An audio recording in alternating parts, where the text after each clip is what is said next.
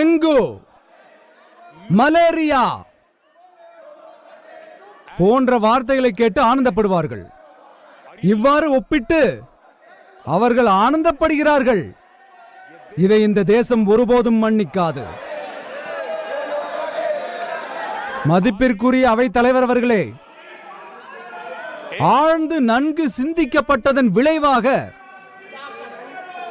அவர்களின் முழு ஈகோசிஸ்டமும்,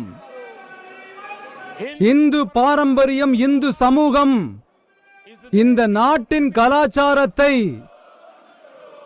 அதனுடைய பாரம்பரியத்தை, அதனை சீரழிக்க, அதனை அவமானப்படுத்த, இந்துக்களை கேலி செய்வது இப்போது நவநாகரீகமாகிவிட்டது. இது போன்ற கூற்றுக்கள் எல்லாம் தான் தங்களுடைய அரசியல் சுயநலத்திற்காக பாதுகாத்து